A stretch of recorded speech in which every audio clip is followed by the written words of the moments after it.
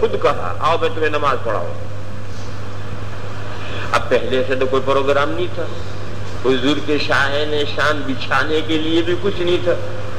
تو حضرت انس کہتے ہیں کہ گھر میں ایک میلی چٹائی تھی جو استعمال ہوتے ہوتے میلی ہو گئی تھی، اس وقت زمانے میلی ہو گئی. تو ہم اٹھے اور ہم نے وہ چٹائی دھو کر صاف کی اور دھو کر صاف کر کے لا کر بچھائی. حضور اس پر کھڑے ہوئے اور میں نے اور یتیم لڑکے نے پیچھے سب بنائی اور ہمارے پیچھے نانی اماں نے سب کھڑی رہی. نانی اماں پیچھے اکیلی کھڑی رہی، حضرت انس اور وہ لڑکا جو انہوں نے سب بنائی اور حضور مصلی پر کھڑے ہوئے، چٹائی پر کھڑے ہوئے اور 2 نفلیں پڑھائی اور پھر حضور تشریف لے گئے. یہاں سے مسئلہ نکلا کہ نفلوں کی جماعت ہو سکتی ہے، تداعی نہ ہو.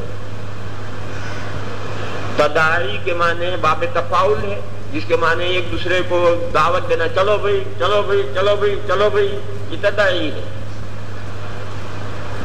تو اگر تداعی نہیں ہے تو نفلوں کی جماعت ہو سکتی. دیکھو حضور نے 2 نفلیں پڑھائی ہیں جماعت کے ساتھ. پھر اس میں اختلاف ہوا کہ تداعی کے کیا معنی.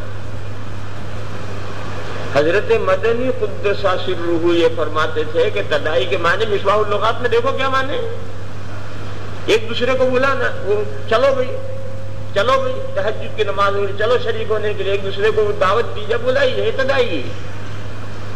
اور اگر ایک مسجد کے معتکفین تہجد کی جماعت کر لیں تو یہ ناجائز نہیں، یہ مکروہ نہیں ہے. یہ جگہ کو کسی کو بلایا تھوڑا ہی گیا ہے، وہ تو ایک ہی مسجد میں اعتکاف کیے ہوئے سب حضرات ایک ہی گھر کے افراد ہیں، انہوں نے مل کر تہجد کی جماعت کر لی، یہ مکروہ نہیں.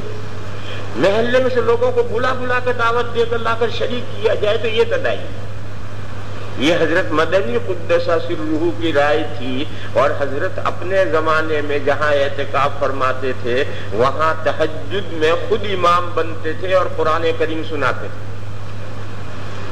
تراویح میں کو اور امام ہوتا تھا. حضرت کا قرآن کچا تھا اس لیے کہ بڑی عمر کا یاد کیا ہوا تھا. حضرت کا قرآن بڑی عمر کا یاد کیا ہوا تھا اور بڑی عمر کا قرآن یاد کیا ہوا کچا رہتا ہے، وہ اگر ہر سال نہ سنایا جائے تو نکل جاتا ہے. تو حضرت اپنا قرآن سنانے کا اہتمام یوں کرتے تھے کہ تہجد میں جماعت کرتے تھے، خود امام بنتے تھے اور تہجد میں اپنا قرآن سناتے تھے اور جو مسجد میں معتکفین ہوتے تھے وہ سب شریک ہوتے تھے. مگر ہماری فقہ کی کتابوں میں یہ لکھا ہے کہ 3 مقتدی ہو جائیں امام کے ساتھ 3 آدمی، 2 مقتدی اور 1 امام، یہ تداعی نہیں، چاہے بلا کر لایا گیا. اور 4 آدمی ہو گئے، 1 امام اور 3 مقتدی، اب یہ تداعی ہو گئی چاہے نہ بلایا گیا. یہ فقہ کی کتابوں میں لکھا ہے اور دارالفتہ اسی پر فتویٰ دیتا ہے کہ تداعی یہ ہے. اس کو اور تفصیل سے سمجھو. دارالحرب، ہندوستان دارالحرب ہے. بعض لوگ کہتے ہیں یہاں کہاں لڑائی ہو رہی ہے، سب مسلمان اطمینان سے نمازیں پڑھ رہے ہیں، کہ دارالحرب کیسے ہو گیا. یہ اشکال اس بنیاد پر پیش آیا ہے کہ دارالحرب کے معنی مصباح اللغات سے طے کیے کہ دار کے یہ معنی ہے اور حرب کے یہ معنی ہے اور دارالحرب مضاف الیہ کے یہ معنی ہے، تو اشکال پیش آیا ہے.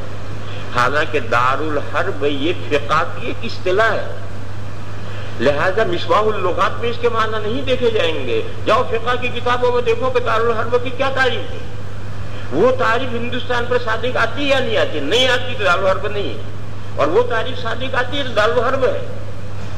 اور لوگ عام طور پر ایسے غلطی کرتے ہیں کہ جو اصطلاحی الفاظ ہیں لغت میں دیکھ کر اس کے معنی کرتے ہیں اور پھر اشکال کھڑا کرتے ہیں. اسی طرح سے تداعی لفظ ہے، یہ فقہ کی ایک اصطلاح ہے. حضرت مدنی قدس سرہ نے اسے لغت سے معنی متعین فرمائے اور دارالفتہ جو فتویٰ دیتا ہے وہ جو فقہ میں اس کے معنی متعین کیے گئے ہیں تداعی کے، وہ اس پیش نظر رکھ کر فتویٰ دیتا ہے. خیر حضرت کے زمانے میں تو جو کچھ ہونا تھا ہوتا رہا، لیکن حضرت کے بعد حضرت کے خلفاء میں بھی یہ سلسلہ چلا اور پوری دعوت دے کر لوگوں کو تہجد میں اکٹھا کیا جاتا ہے اور بڑی بڑی جماعتیں ہونے لگی. اب حضرت کے زمانے میں تداعی نہیں تھی، اب تو تداعی ہو ہی رہی ہے. سارے محلے کو ترغیبیں دے کر کے بلا کر لا کر تہجد میں شریک کیا جاتا ہے.